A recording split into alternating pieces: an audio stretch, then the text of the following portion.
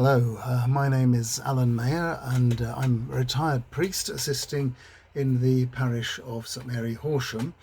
We've been in isolation for 3 weeks now, and I was due to give 3 talks in church on the Monday to Wednesday of Holy Week, but that's now not possible.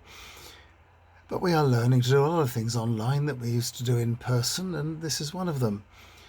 Yesterday's talk was a bit of an experiment. Today I'm trying to improve my technique a bit by reading from the screen rather than a hard copy, so here goes. Yesterday we saw Jesus anointed with oil and revealed as the Messiah, the Christ, worthy of being worshipped. Today we see Jesus remembered, and tomorrow we'll see him betrayed. The reading once again is from St Mark's Gospel, and here is my translation of Mark chapter 14 verses 12 to 23. And on the first day of unleavened bread, when they killed the Passover, his disciples said to him, "Where do you want us to go and get everything ready so that you can eat the Passover?" And he sent off 2 of his disciples and said to them, "Go to the city, and a man will meet you carrying a large jug of water. Follow him. And where he goes in, say to the owner of the house, 'The teacher says, where is the guest room where I can eat the Passover with my disciples?' And he will show you to a large room upstairs already furnished. Prepare for us there." And his disciples went off and came into the city, and they found it as he had told them. And they got the Passover ready. And when it was evening, he came with the 12, and as they were relaxing and eating, Jesus said, "Listen carefully. One of you eating with me will hand me over." And they began to be upset, and one by one to say to him, "Is it me?" And again, "Is it me?" In response, he said to them, "It's one of the 12 who is dunking with me in the dish. Really, the Son of Man will go, as it has been written about him. But how miserable it will be for that man by whom the Son of Man is given up. It would have been good for that man if he'd never been born." And as they were eating, Jesus took bread, blessed, broke, and gave it to them, and said, "Take it. This is my body." And he took the cup. And when he had given thanks, he gave it to them, and they all drank from it. And he said to them, "This is my blood of the covenant, poured out for many. I tell you truly that in no way will I drink of the fruit of the vine until that day when I drink it new in God's kingdom." That's the story. How are we to understand it? Every Sunday the Church repeats these words, and for many clergy, virtually every day we lift up our hands and we say those words of Jesus over the bread and the wine. But this was the last gathering of the disciples. And as we see from the text, it was not a communion service, but a Passover meal. Every year the Jews celebrate the Passover, the festival that recalls the Exodus, the mighty acts of God that led to the freeing of the slaves in Egypt and the forming of them into a people that God had chosen and gathered to himself. Through the events that led up to their escape from slavery, eventually the people joined themselves to God in a mutual treaty, which was called the covenant. By that covenant, God agreed to be their God, and they agreed to be his people. This covenant was ratified every year by the people henceforth, right up to today, when they shed the blood of the Passover lambs, whose flesh is roasted and eaten at the Passover meal, and God's mighty acts liberating his people are repeated and remembered. Every year it is a new beginning, as the covenant is ratified again by the shedding of the blood of the lambs and by the repetition of the ceremonial feast. It is a feast all Jews want to celebrate, and every faithful Jew will want to take part in it. Now, This was the night before Jesus was to be killed. I'm sure the exact order of the coming events was not yet clear to anyone present, but the general flow of events was clear enough to Jesus himself. He knew that this was a crucial night, and this Passover was one of great importance for the future. So, Jesus was arranging things in advance. Earlier that day, 2 of his disciples had been met by a man carrying a large water jug. They would have recognized him immediately because carrying the water was usually women's work. The water carrier and the owner of the house are not known to us by name. They are among the many followers of Jesus whose names we will never know, but whose generosity and bravery we recognize. This man with the water jug, who led the 2 disciples to the place where the Passover was to be arranged, was one of many who helped Jesus along the way. Jesus himself had once said, "Foxes have earths and birds have roosts, but the Son of Man doesn't have a place to lay his head." He had spent 3 years on the road as a travelling preacher with no fixed abode. He had been dependent on people like these for all his needs. So, this man with the large water jug showed them to the house, where there was a fully furnished large room upstairs where they could make the elaborate arrangements for the Passover meal with its several courses, each of which echoed something back in the days of Moses that finally led to the slaves being freed and the foundation of the children of Israel, the Jewish nation. This Passover meal was to kick off the events which mean so much to us. At the end of the meal, Jesus would lead his disciples on a long walk to the Garden of Gethsemane, where he prays. The cups of wine consumed at the meal take their toll, and the disciples drop off to sleep, but not for long. Soon his betrayer comes, and he is placed under arrest. They escort him back across the city, almost back to where the upper room was, to the residence of the high priest for the rest of the night. As the sun comes up the next morning, he is marched once again quite a long way over to the praetorium, where his execution begins. He is severely beaten up and given his cross to carry. His execution continues with the final exhausting walk to Calvary. He has now crossed the city 4 times in the space of just a few hours, and for Jesus himself this had been relentless and non-stop. Apart from that final meal with his disciples, there had been no rest, no refreshment. When they got up from that meal, events took their inevitable course. Now, each of the 4 Gospels tells the story of the Last Supper in a slightly different way. I've chosen St. Mark's Gospel for my 3 talks because it is the earliest and the least edited. But having said that, I do not mean it is primitive and crude. It is hardly that. It is a bit unpolished compared to the others, but it has been put together with care. Mark, as we saw yesterday, put stories next to each other to help preachers and future disciples to reflect on the significance of what is going on. Yesterday, we saw the story of the woman with the anointing oil used to point out the meaning of his conflict with his enemies. So how has he placed the story of the Last Supper? Mark places it sandwiched right between 2 stories of treachery and betrayal.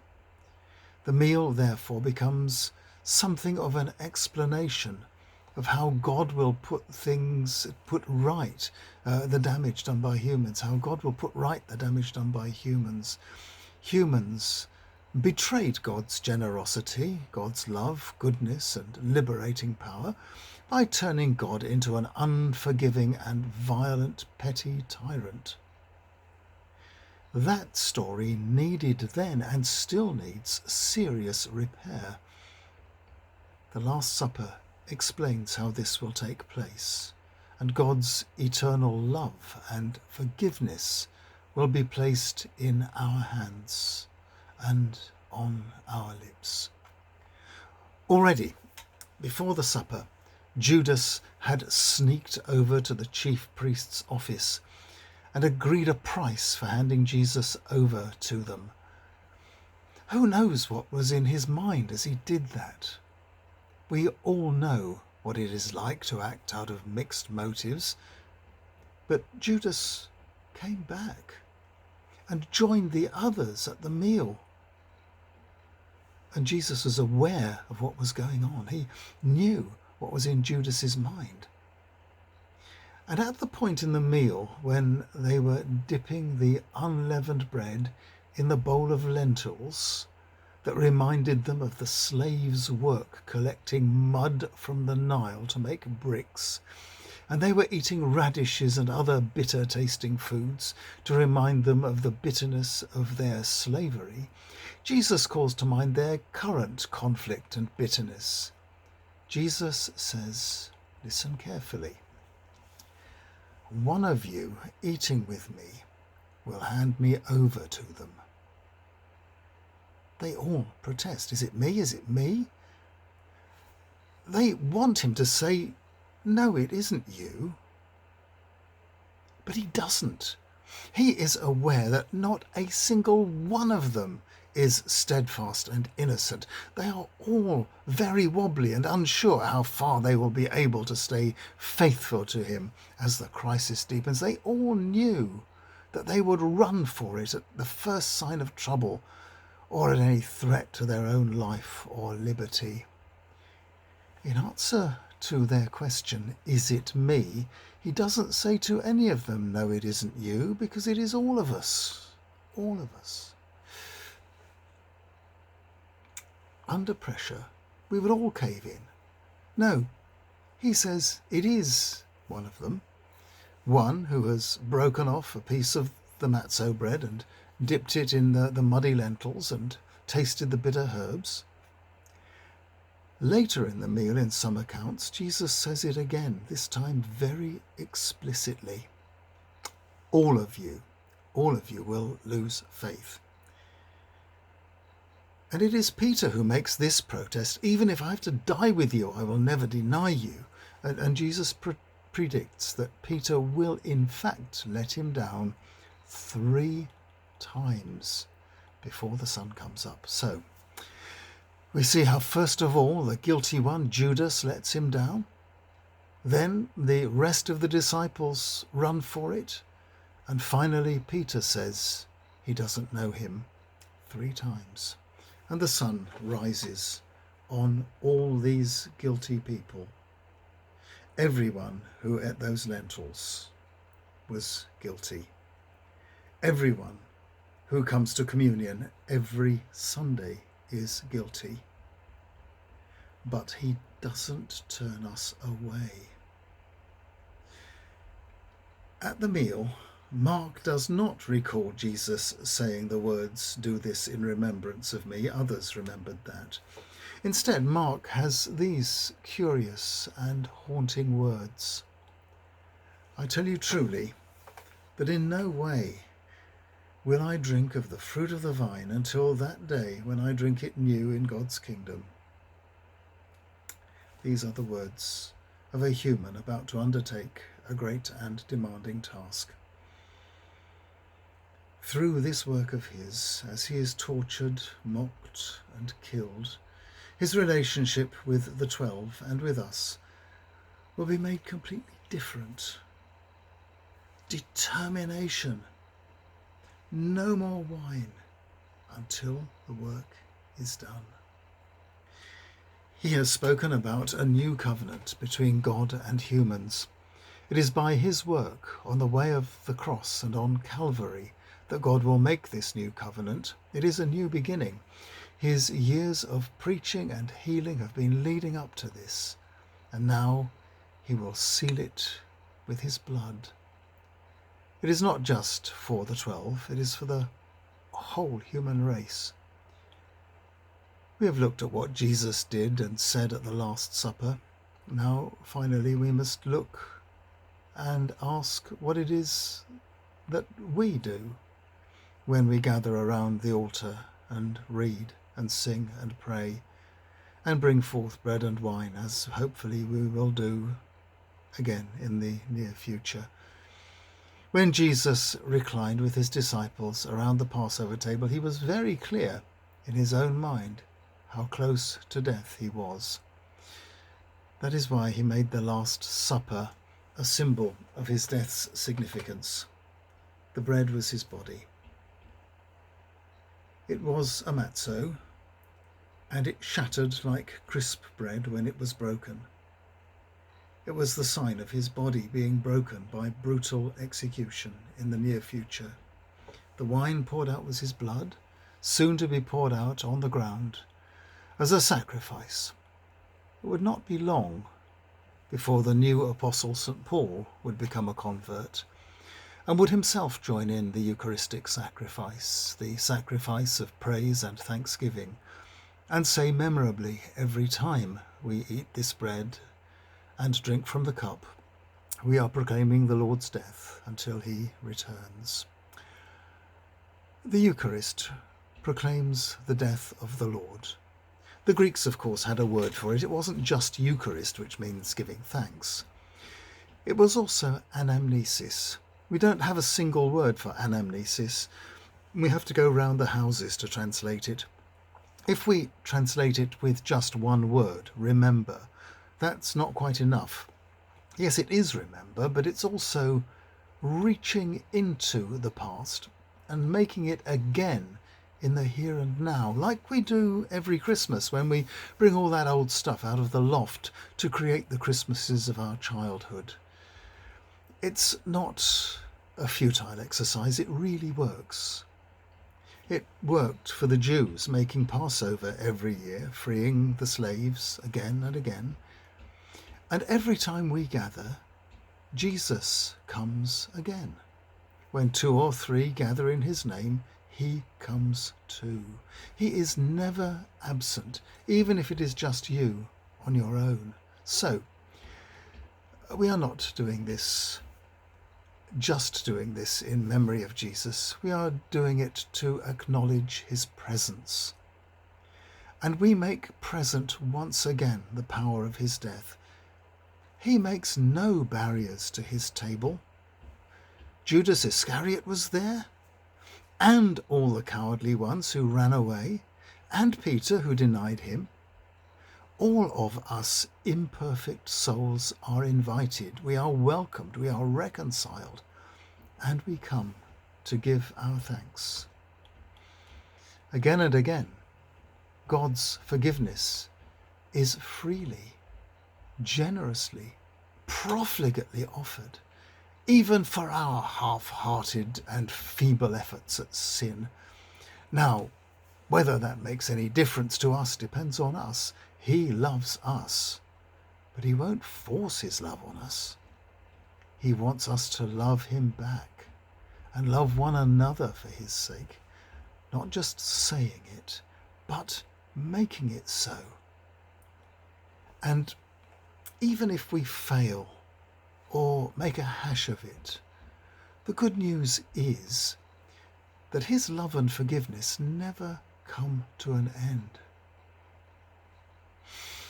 Tomorrow, I'm looking at Mark chapter 14, verses 26 to 52, and how Jesus was betrayed. But for tonight, think about the Last Supper. Look forward to the time when we can share it again together.